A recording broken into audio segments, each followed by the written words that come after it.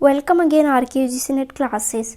So RBI की series चल रही थी जिसमें मैंने आपको करवाया है आरबीआई के ओल्ड टॉपिक्स, जिसमें से मॉनेटरी पॉलिसी चल रहा था, जिसमें करवाया मैंने repo rate, reverse repo rate and bank rate, MSF.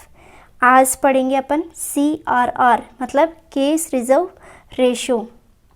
इनकी रेट्स मैंने पहले ही बता दी हैं अपडेटेड, तो आप पीछे की वीडियोस ज़रूर देखें। केस रिजर्व रेशियो क्या होता है आपका? सो देख लेते हैं इसका मीनिंग। ये नोट्स है जो Hindi and English both language में है। So CRR a certain percentage of the total bank deposit has to be kept in current account. मतलब यहाँ पे क्या कहा गया है कि ये जो CRR है आपका, तो ये क्या है कि जो आपका आरबीआई है उसके पास में केस रखना मतलब कंपलसरी है। तो यहाँ पे क्या कहा गया है कि सर्टेन परसेंटेज, तो जितना इसका परसेंटेज होता है गिवन, जो अपडेटेड होता है हर 3 महीने में, तो वो क्या है कि आपको परसेंटेज क्या रखना पड़ता है यहाँ पे मेंटेन बना के रखना पड़ता है कैश के रूप में। किसके पास? आरबीआई के पास में। और वो किस में है? करंट अकाउंट में यहाँ पे डिपॉजिट किया जाता है। सो केस रिजर्व रेशो यहाँ पे is the amount of funds. तो ये क्या है? एक अमाउंट ऑफ फंड होता है जिसको किस नाम से जाना जाता है? केस रिजर्व रेशो के नाम से। सो यहाँ पे NDTL को समझना इम्पोर्टेंट है। सो फर्स्ट ऑफ ऑल इसको समझ लेते हैं NDTL क्या होता है। So what is the NDTL? तो NDTL है आपका net demand and time liability. So यहाँ पे क्या है? नेट डिमांड, तो डिमांड डिपॉजिट और टर्म डिपॉजिट। तो यहाँ के 2 टाइप्स के डिपॉजिट्स होते हैं। First is demand deposit and second is term deposit. तो आपका जो डिमांड डिपॉजिट होता है तो वो यहाँ पे कवर करता है एक सेविंग बैंक अकाउंट को, एक करता है करंट अकाउंट को। मतलब आपकी जो डिमांड डिपॉजिट है, इसका मीनिंग होता है कि अगर आप इन अकाउंट्स में जमा कराते हो अपना रुपए, तो आप अपनी मांग के अकॉर्डिंग क्या कर सकते हो? इनको निकलवा सकते हो कभी भी। ये होता है डिमांड डिपॉजिट। मतलब आपको जब भी ज़रूरत होती है रुपए की, तो आप उसमें से क्या करते हो? अकाउंट्स से निकलवा लेते हो अपनी डिमांड के थ्रू। बट यहाँ पे क्या है? Second is term deposit. यहाँ पर टर्म डिपॉजिट होता है कि मान लो यहाँ पे जो पैसा जमा कराया जाता है वो होता है एक तो रिकरिंग डिपॉजिट, एक होता है फिक्स डिपॉजिट। तो यहाँ पे जो रुपए होते हैं तो वो क्या होता है? फिक्स डिपॉजिट के रूप में होता है। तो यहाँ पे जो आपका डिमांड होता है उसके थ्रू आप नहीं निकलवा सकते हो। ये एक टर्म होता है, या ऐसे मान लो कि टाइम होता है, फिक्स टाइम। फिक्स टाइम के बाद ही इनमें से आपका क्या होता है? पैसे निकलते हैं। तो ये है आपका demand deposit and term deposit. I hope कि आपको समझ आया होगा। सो दैट यहाँ पे नेक्स्ट क्या है? Gross deposit. ग्रॉस डिपॉजिट मतलब यहाँ पे सकल जमा और प्लस इंटरेस्ट कर दिया जाता है ब्याज, तो आपकी क्या आ जाता है? ग्रॉस लायबिलिटी आ जाती है। एंड यहाँ पे क्या है? डिमांड डिपॉजिट को मैंने अच्छे से डिटेल वाइज से समझा रखा है। Are deposit that can withdraw any time on your demand.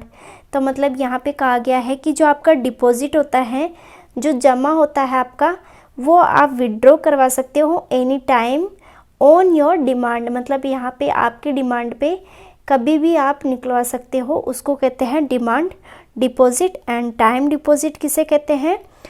Are deposit that can not withdraw immediately. मतलब अगर यहाँ पे जो डिपॉजिट किया गया है तो वो आपके डिमांड के अकॉर्डिंग नहीं निकल सकता है, या मान लो आपको इमीडिएटली अगर आपको चाहिए तो वो विड्रॉ नहीं हो सकता है। सो दैट ये है आपका टाइम डिपॉजिट। डिमांड डिपॉजिट में मैंने 2 अकाउंट बताए थे, current account and saving account. And इसके अंदर 2 अकाउंट बताए थे मैंने, recurring account and fixed account. तो आपका NDTL क्या है? NDTL क्या है आपका? ये एक इसके बेस पे क्या कर दिया जाता है? कैलकुलेशन होता है किसका? आपके अमाउंट का। और मैंने क्या बताया इसमें? एक तो होता है डिमांड डिपॉजिट एंड यहाँ पे होता है टाइम डिपॉजिट। इसके अंदर मैंने 2 टाइप्स के अकाउंट्स बताए थे। यहाँ पे क्या बताया था मैंने, एक तो था आपका करंट अकाउंट और दूसरा था सेविंग अकाउंट। तो ये किस में आता है, डिमांड डिपॉजिट में। एक आता है आपका टाइम डिपॉजिट, इसमें आता है रिकरिंग अकाउंट एंड दूसरा आता है फिक्स्ड अकाउंट। तो यहाँ पे क्या कहा गया है, NDTL is equals to sum of demand and time liabilities minus जो आपकी असेट्स रहती है, assets with the other banks. तो वो यहाँ से लेस करने के बाद में आपका NDTL आ जाता है। और NDTL पे क्या करते हैं, CRR की कैलकुलेशन करते हैं। तो ये आपका है CRR। तो यहाँ पे क्या है, नो रिसीव्ड प्रॉफिट। तो जो CRR में अगर पैसा जमा कराते हो आप RBI के पास में, तो वो यहाँ पे क्या है, आपको कोई प्रॉफिट नहीं मिलता है, इसका कोई बेनिफिट नहीं मिलता है, ना ही यहाँ पे कोई इंटरेस्ट रेट के थ्रू आपको कोई प्रॉफिट होता है। सो यहाँ पे क्या है, एप्लीकेबल फॉर ऑल बैंक्स। तो यहाँ पे जो ऑल बैंक्स होते हैं उसके लिए क्या है, एप्लीकेबल है। एंड यहाँ पे अगर इस कंडीशन को फॉलो नहीं करते हैं अगर कोई बैंक, यहाँ पे पेनल्टी भी चार्ज होती है। सो हिंदी में देख लेते हैं, नगद आरक्षण अनुपात। यह भारत में सभी बैंक्स के सकल जमा जो ग्रॉस प्रॉफिट होता है और NDTL का वह अनुपात है या रेशियो है जो उन्हें RBI के पास नगद या कैश के रूप में रखना अनिवार्य है। तो मतलब मैंने जैसे समझाया आपको कि कैश के रूप में रखना होता है किसके पास, RBI के पास में। एंड किसके बेसिस पे, NDTL के कैलकुलेशन के बेसिस पे। इस प्रकार के बैंक को इस पर कोई लाभ प्रॉफिट नहीं होता है। मतलब यहाँ पे क्या कहा गया है, क्लियरली कह दिया गया है यहाँ पे कि यहाँ पे कोई प्रॉफिट नहीं होता है।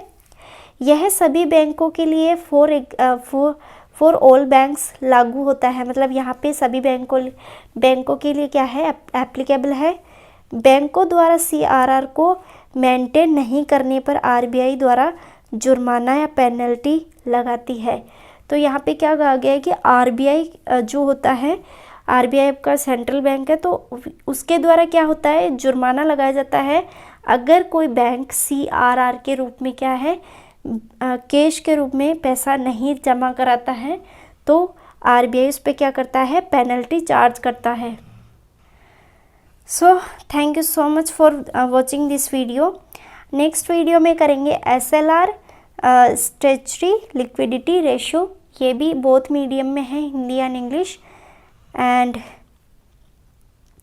Follow Instagram page for official notification. UGC net की जैसे ही रजिस्ट्रेशन डेट आएगी वैसे ही डाल दिया जाएगा, इंस्टाग्राम पे आपको बता दिया जाएगा।